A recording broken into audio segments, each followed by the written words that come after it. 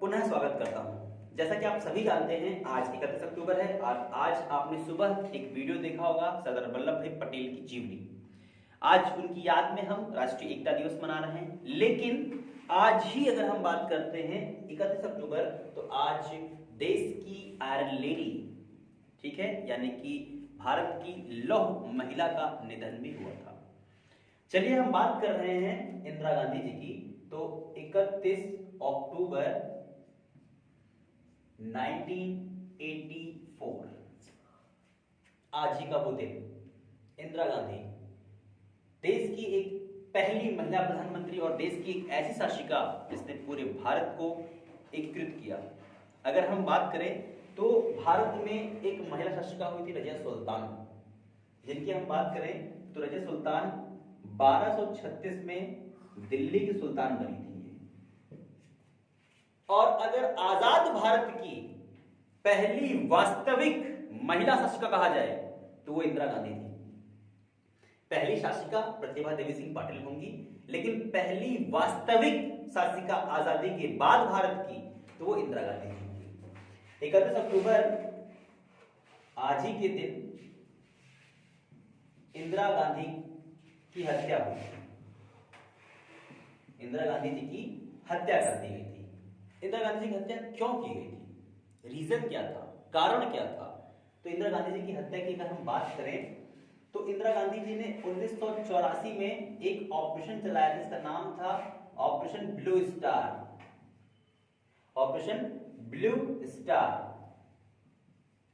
ये हम बात करते हैं ऑपरेशन ब्लू स्टार।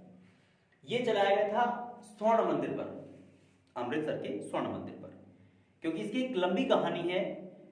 भिंडरावाला और इधर हम बात करते हैं अकाली दल, दोनों के बीच तनातनी रहती है। इंदिरा गांधी की ही देन होती है जो भिंडरावाला एक इतने बड़े स्थान पर पहुंच पाते हैं। लेकिन भिंडरावाला जब अपनी अलग मांग करता है, पाकिस्तान की मांग शुरू होती है। पाकिस्तान के कहने पर एक अलग मुल्क की मांग, यानी जो जिसे कहते हैं खालिस्तान की मांग होती है, उस मांग को दबाने के लिए इंदिरा गांधी ने ऑपरेशन ब्लू स्टार चलाया था, जिसमें एनएसजी कमांडो ने क्रूरता दिखाते हुए बेरहमी से कत्लेआम किया था पंजाब में।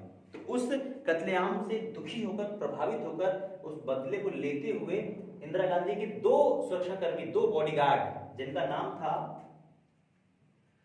सतवंत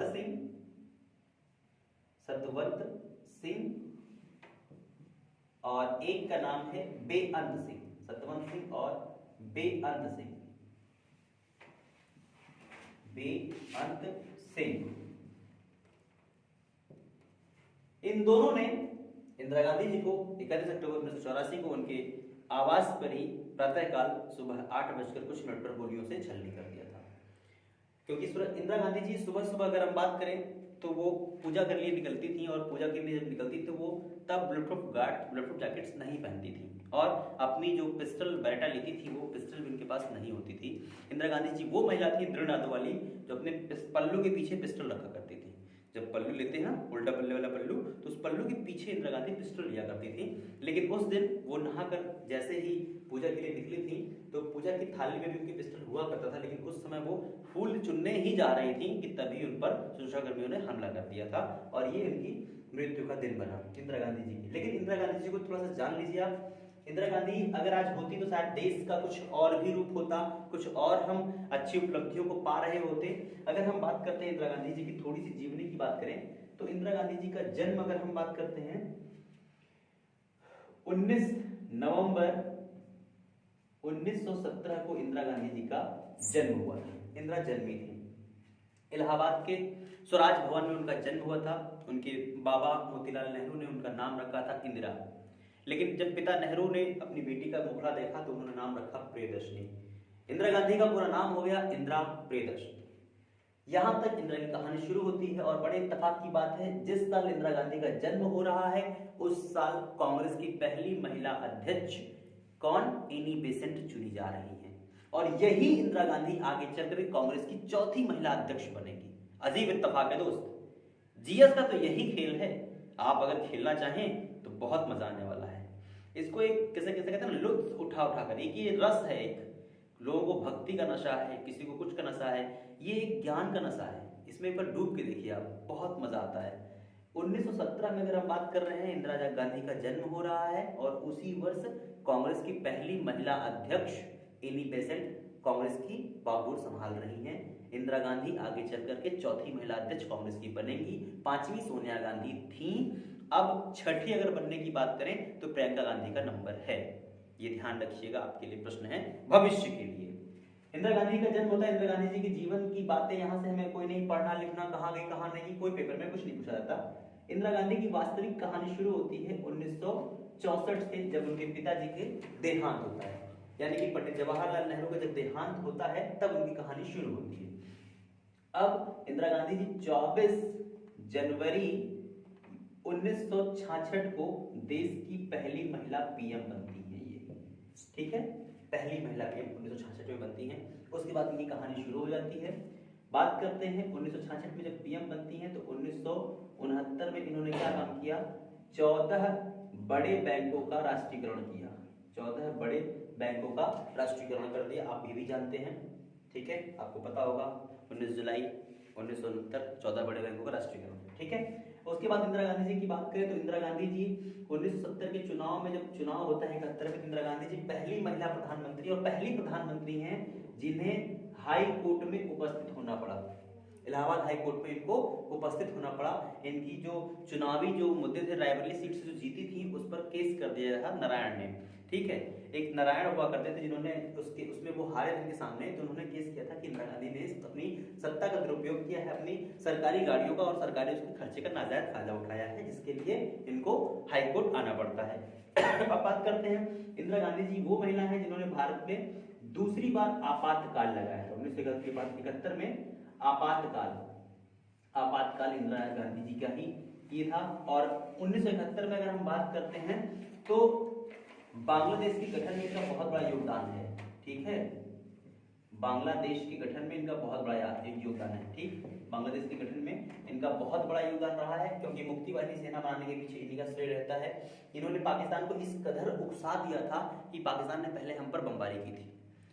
उस समय हमारे थल सेना अध्यक्ष सर मौनिक शाह थे। सर मौनिक शाह ने इनकी दोनों की रणनीतियों से ही पाकिस्तान, यानी कि जो पूरी पाकिस्तान है वो आज बांग्लादेश बना। पहले वो पूरी बंगाल था, फिर वो पूरी पाकिस्तान हुआ, आज करंट में बांग्लादेश है, ठीक है। इंदिरा गांधी ने जैसे ही 1971 में ये हमारा आपातकाल खत्म होता है, इंदिरा गांधी खुद को भारत रत्न दे देती हैं, भारत रत्न पा जाती हैं ये, और भारत में पहली महिला जिन्हें भारत रत्न मिला, इसका गौरव हासिल हो जाता है इंदिरा गांधी जी को।